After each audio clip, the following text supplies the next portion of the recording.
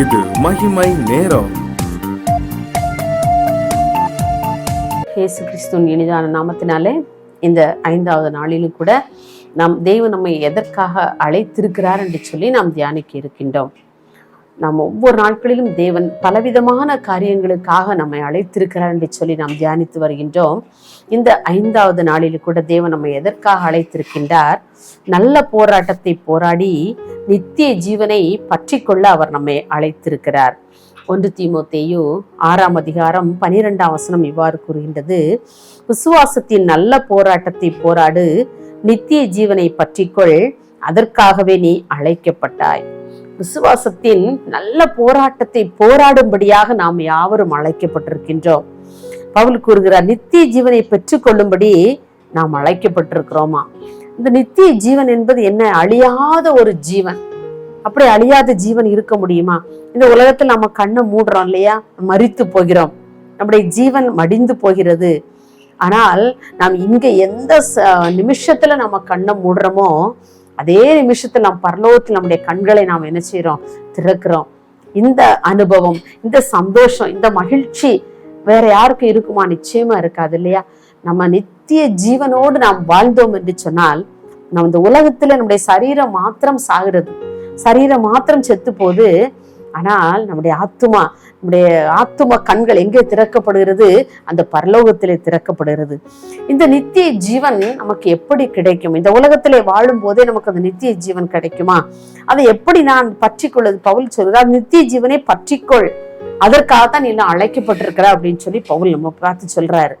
அப்ப அந்த நித்திய ஜீவனை என்ன? நித்திய ஜீவனாலே நமக்கு என்னன்னு முதல்ல தெரியணும். 2வது அதை பற்றி கொள்ள வேண்டும். அந்த நித்திய ஜீவனை எங்க போய் நம்ம வாங்கிக்கிறது?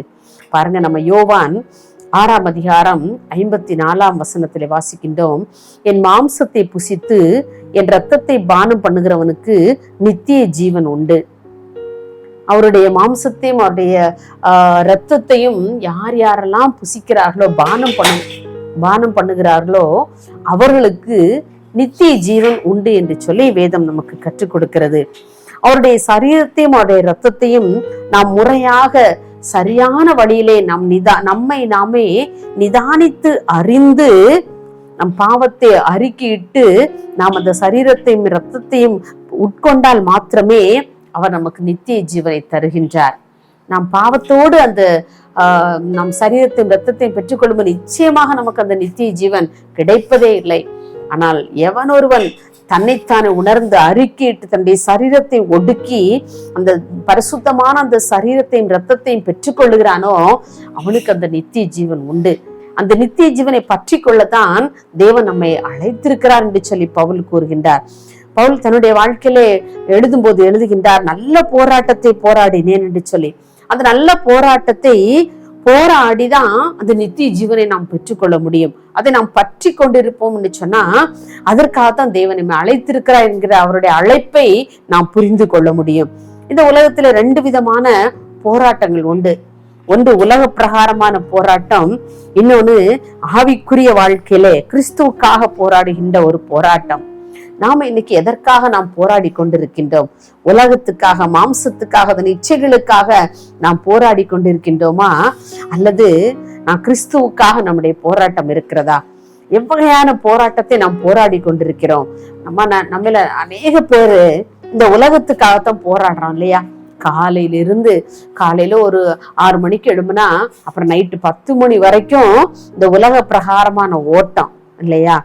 நம்முடைய படிப்பு, நம்முடைய வியாபாரம், நம்முடைய வேலை, நம்முடைய தொழில், நம்முடைய குடும்பம், இப்படியே சொல்லி நம்முடைய காலையில இருந்து நம்முடைய ஓட்டம் இந்த உலக பிரகாரமான ஓட்டமாகவே தான் என்ன செய்து இருக்குது. இந்த ஓட்டத்தை பற்றி பவுல் சொல்லல. உலக பிரகாரமான ஓட்டத்தை ஆண்டவர் அனுமதிக்கிறார், உண்மைதான். ஆனா அந்த உலகத்துக்காக மாத்திரம் நாம் ஓடிக்கொண்டிருப்போம்னு சொன்னா அந்த நித்திய ஜீவனை நாம் நிச்சயமாக நாம் என்ன செய்ய முடியாது, பற்றி கொள்ள முடியாது. உலக பிரகாரமான போராட்டங்களை நாம் போராடி நம்முடைய சரீரத்திலே சோர்வு, களைப்பு, வெறுமை இல்லையா, விரக்தி, இதெல்லாம் நமக்கு நிறைய வேலையில வந்துருது. எவ்வளவு நான் வேலை செஞ்சு என்ன எனக்கு அப்படிதான் நம்ம என்ன செய்ய, நிறைய வேலையில நம்ம சோர்வு ஆயிடுறோம், நம்ம விரக்தி ஆயிடுறோம், வெறுத்துறோம் நம்ம நிறைய வேலைகள்ல இல்லையா. நிறைய பேர் நம்ம பெண்கள் அதுலயும் பாத்தீங்கன்னா, நான் இவ்வளோ வேலை செஞ்சு என்ன பிரயோஜனம், குடும்பத்துல இப்படித்தான் இருக்கிறாங்க, என் கணவன் இப்படித்தான் இருக்கான், என் பிள்ளை இப்படித்தான் இருக்குதான் அப்படின்னு சொல்லி நம்ம வெறுத்து பேசுகிற அநேக குடும்ப தலைவிகளை நம்ம பார்க்கிறோம் இல்லையா? இது உலக பிரகாரமான ஒரு ஓட்டம். ஆனால் நம்முடைய வாழ்க்கையை கிறிஸ்துவுக்காக வாழும் பொழுது பவுலை பார்க்கிறோம்ல, கிறிஸ்துவுக்காக எவ்வளவு அப்படியே தன்னுடைய தமஸ்குவில ஆண்டவரை சந்தித்த பிறகு அவருடைய வாழ்க்கையை முழுவதையும் அவருக்கென்று அர்ப்பணித்து அவருக்கென்றே அவர் ஓடுகிறார். அவர் எத்தனையோ பாடுகள், அந்த ஓட்டத்திலே எத்தனையோ பாடுகள், எத்தனையோ வேதனைகள், அடிகள், நிந்திக்கப்படுகிறார், அவமானப்படுத்தப்படுகிறார். எல்லாவற்றின் மத்தியிலும் பாருங்க, கிறிஸ்துவுக்கென்று ஓடுகிற ஓட்டம் மாத்திரம் நிலைத்திருக்கிறது. ஆனா அவர் சொல்ல, நல்ல போராட்டத்தை போராடினேன், ஓட்டத்தை முடித்தேன் என்று சொல்கிறார். இன்னைக்கு நம்மால் அப்படி சொல்ல முடியுமா? இன்னைக்கு நான் நல்ல போராட்டம் போராடிட்டு இருக்கிறேன். நாம் போராடுவது இந்த உலகத்துக்காக அல்ல, மாம்சத்தோடும் இரத்தத்தோடும் அல்ல. நம்முடைய போராட்டம் இருக்கக்கூடாது. நாம் எதற்காக நாம் அழைக்கப்பட்டிருக்கோம்? நல்ல போராட்டத்தை போராடும்படியாய், அந்த நித்திய ஜீவனை நாம் பெற்றுக்கொள்ளும்படியாக நாம் அழைக்கப்பட்டிருக்கிறோம். அந்த நித்திய ஜீவனை நாம் பரிசுத்தமாய் வாழும் பொழுது மாத்திரம்தான் அந்த நித்திய ஜீவனை நாம் பற்றி கொள்ள முடியும். அழகான ஒரு பாடலை தந்தை பெர்க்மான் அவங்க எழுதியிருப்பாங்க இல்லையா? ஓட்ட பந்தயம் நீ ஓடுகிறாய், ஒழுங்கின்படி ஓடு மகனே. ஓட்ட பந்தயம் நீ ஓடுகிறாய், ஒழுங்கின்படி ஓடு மகளே. நெருங்கி வரும் பாவங்களை, நெருங்கி வரும் பாவங்களை உதறி தள்ளிவிட்டு ஓடு மகனே, உதறி தள்ளிவிட்டு ஓடு மகளே.